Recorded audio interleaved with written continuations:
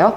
그럼 첫 번째 보시면은 1, 2번에 속해 있는 문제 먼저 확인할게요. 저희가 그냥 문제를 구성하지는 않고 학교에서 공개해준 그 모의 문제를 기준으로 이렇게 만들었거든요. 그래서 첫 번째 문제는 뭐 표로 해도 상관이 없겠지요.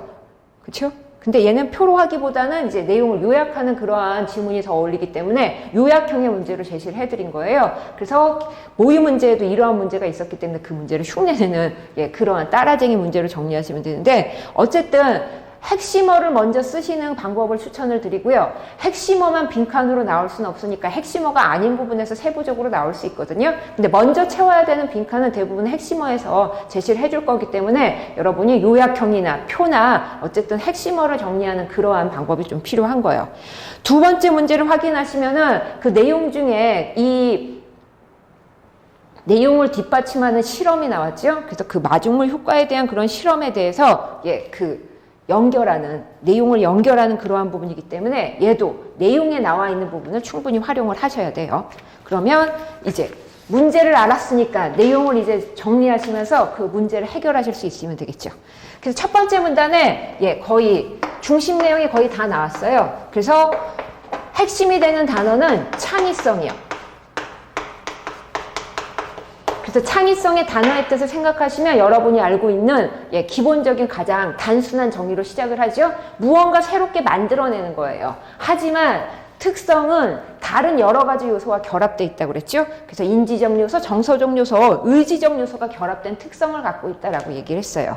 그랬을 때 중간에 나와 있는 얘기는 결국은 IQ가 높다고 창의적인 결과물을 내는 것도 아니고, 창의적인 결과물을 많이 내는 사람들도 실제로는 IQ가 높지는 않더라의 그러한 내용을 보여주고 있어요. 그래서 두 사람이 예시로 나왔죠. 우리가 많이 알고 있는 아인슈타인도 그 다음에 다인도 창의적인 결과를 냈지만 실제는 학습 부진하였다. IQ가 높지는 않았을 것을 예상하니까 중간의 내용은 이건 거예요.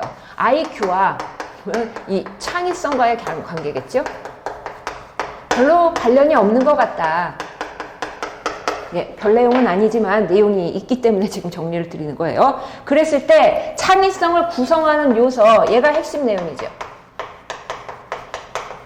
창의성을 구성하는 요소에는 두 가지를 제시해주고 있어요. 그래서 뒤에 내용이 이 두 가지를 설명하는데 내용을 정리하시면 되죠. 첫 번째는 창의성을 구성하는 가장 중요한 요소 중에 하나가 유창성임을 얘기하고 있어요. 그래서 두 번째 문단에서 유창성을 설명해주죠.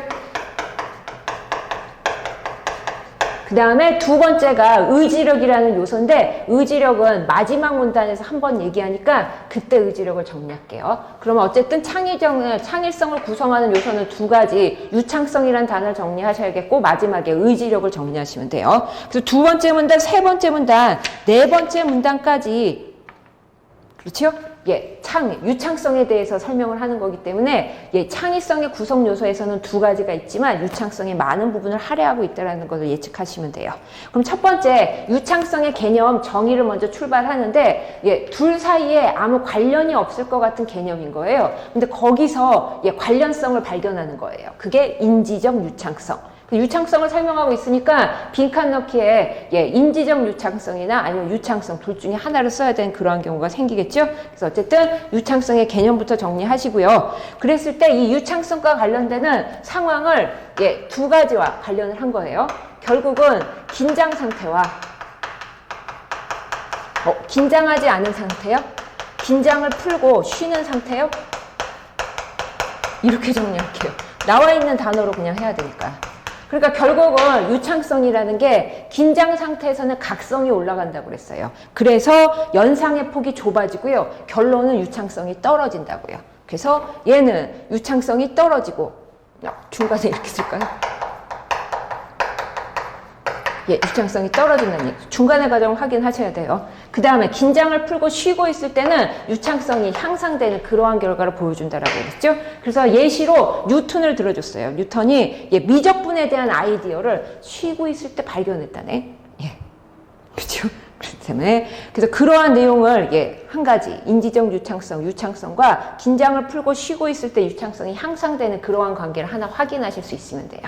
그랬을 때 여기에 관련되는 중요한 물질이 하나 있죠. 그 물질이 뒤에 실험에서 쓰이는 그 두 가지 약물과 관련되기 때문에 여기서 이름을 하나 확인하고 갈게요. 봤더니 이 흥분과 각성 상태, 긴장 상태란 얘기는 각성 상태가 높아졌다는 얘기인 거죠. 그 각성 상태에서 많이 나오는 물질이 하나 있어요. 그 각성 상태에서 많이 분비되는 노르에피네프린.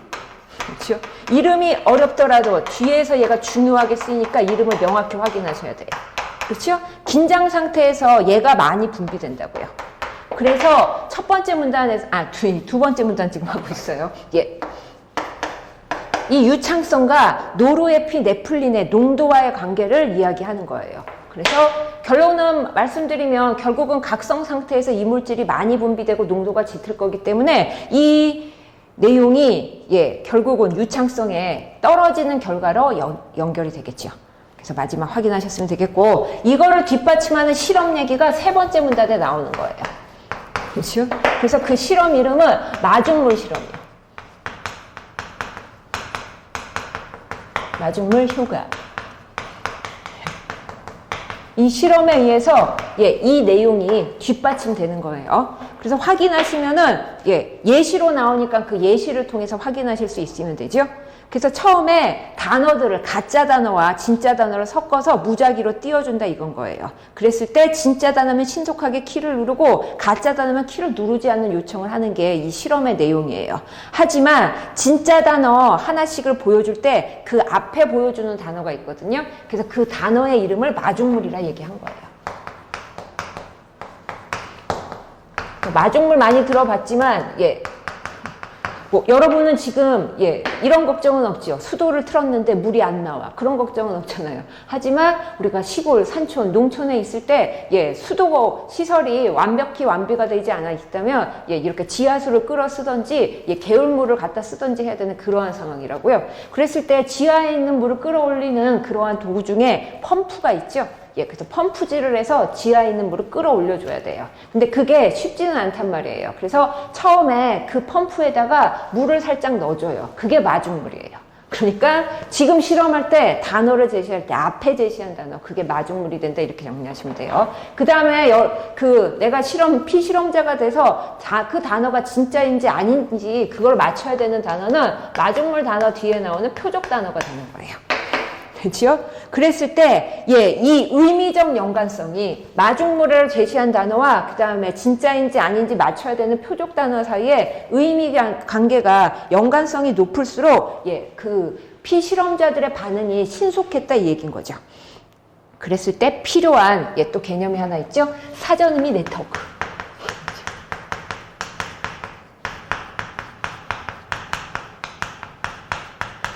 그래서 아까 처음에 얘기할 때 이 노르에피네프린과 이 신경 네트워크하고의 그 관계로서 유창성에 영향을 미치는 결과를 내용을 제시해 준 게 두 번째 문단 마지막에 있었거든요. 그 신경 네트워크가 바로 이 사전의미 네트워크인 거예요. 우리 머릿속에 여러분은 모르겠지만 여러 개의 사전의미 네트워크가 있다는 얘기인 거죠. 근데 마중물이랑 표적 단어가 만약에 하나의 사전의미 네트워크에 있다면 그 반응 시간이 짧아지고 그 다음에 그래서 신속하게 그 진짜 단어인지 그 표적 단어의 진짜인지 아닌지를 여러분이 판단할 수가 있게 되겠죠. 하지만 다른 사전의미 네트워크 안에 들어있는 두 단어의 관계라면 이 별도의 지금 세 번째 문단 마지막에 하고 있는 거예요. 별도의 사전의미 네트워크를 활성화하는 후 표적 단어가 진짜인지를 확인해야 되는 과정이 한 번 더 들어가는 거예요. 그러니까 다른 사전의미 네트워크에 들어있다면 시간이 더 걸릴 수밖에 없죠. 됐을까요? 이게 실험의 내용이에요. 그래서 중간에 나오는 예시 단어를 통해서 여러분이 충분히 빨리 이해할 수 있을 거고 저는 이제 설명에 관한 부분만 이제 말씀을 드린 거예요. 그랬을 때 네 번째 문단에서는 이 실험에 약물을 두 가지 투여하는 거죠. 그래서 약물의 이름 두 가지의 그 특성은 앞에서 제시한 이 물질과 관련이 돼야 돼요. 그래서 이 물질과 관련됐을 때 그 특징으로 이 약물을 투여했을 때 결과가 빨라질지 느려질지 이걸 한번 생각해 보시는 거죠. 첫 번째는 L-도파라는 약물을 투여했을 때예요. 그래서 L-도파를 먼저 정리하시면 돼요. 근데 L-도파의 정체는 기준이 되니까 얘를 중간에 써야겠어요. 노르에피네프린. 아무리 써도 안 헤어진다, 얘. 그렇지? 그러니까 여러분도 보고, 정확히 하셔야 돼요. 그래서 예시를 보여줬어요. 윈터나 서머. 계절이잖아. 선생님도 중학교를 나왔다. 그래서 이 단어를 여러분 충분히 아실 수 있죠. 직접적인 마중물 효과의 반응 시간이라고 그랬어요. 그러니까 분명 계절이라는 사전음이 네트워크 하나에 들어있겠죠. 그래서 이 L-도파라는 물질을 투여하기 전과 투여한 후에는 차이가 없다라고 그랬어요. 하나의 사전음이 네트워크에 있으니까요. 그런데 서머나 스노우, 서머 계절과 겨울에 있는 스노우 분명 하나의 사전음이 네트워크에 안 들어있을 거라고요. 다른 사전음이 네트워크에 들어있겠죠? 그러면 얘는 간접적인 마중물 효과의 반응 시간인 거예요. 그래서 L-도파를 투여하기 전과 투여한 후에 어떻게 된다고요? 시간이 현격히 길어진다고 그랬어요. 왜냐하면 L-도파의 정체가 노르에피네플린의 정구체라고 했어요. 정구체. 네, 정구체의 뜻을 봤더니 L-도파 다음에 단계가 노르에피네플린이래요. 그러니까 같은 입장을 갖고 있는 그 내용으로 보시면 되죠. 물질의 특성으로요. 아까 노르에피네플린은 어떻다고 그랬어요? 각성 상태에서 많이 나오는 물질이기 때문에 결과적으로는 유창성을 떨어뜨리는 결과를 갖고 올 거라고요. 그러니까 이 내용이 물질의 특성이 같기 때문에 유창성이 떨어질 수밖에 없지요. 그러니까 L-도파를 투여하기 전부터 L-도파를 투여한 후에는 반응 시간이 길어질 거라고요. 유창성이 떨어져서요. 그렇게 정리하시는 거예요. 반면에 그랬으니까 이미 접속어에 뜻이 나오죠. 두 번째 물질 이름도 어려워. 프로프라놀롤.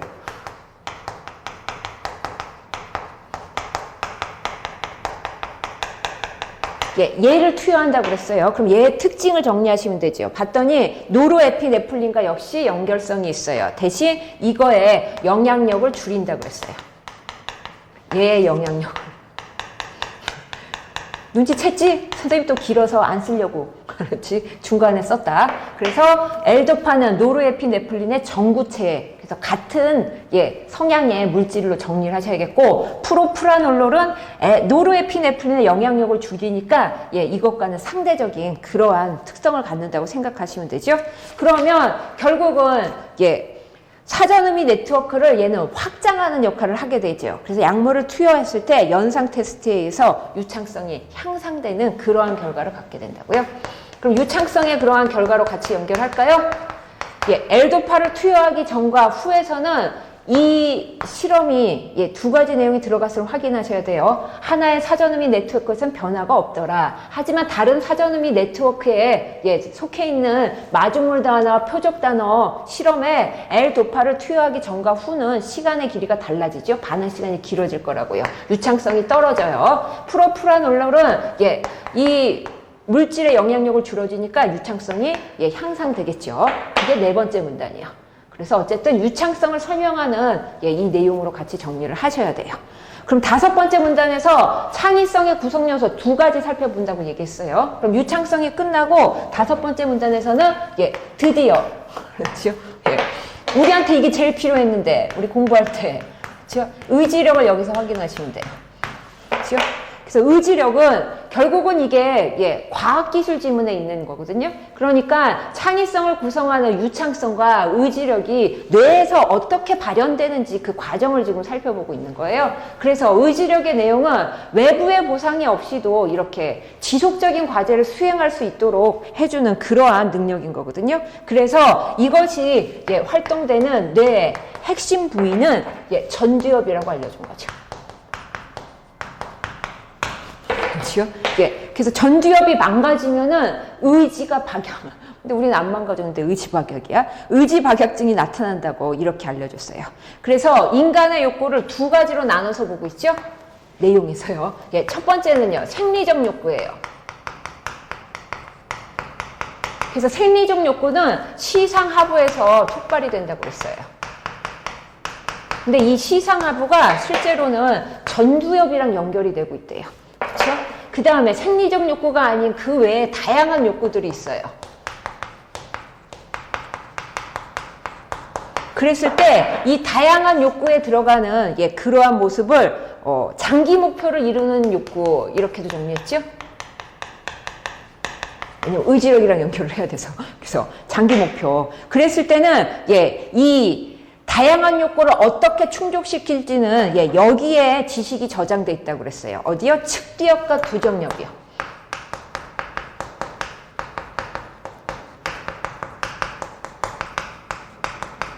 그런데 측디엽과 두정엽도 결국은 이 전두엽이랑 연결이 돼 있어요. 그렇죠?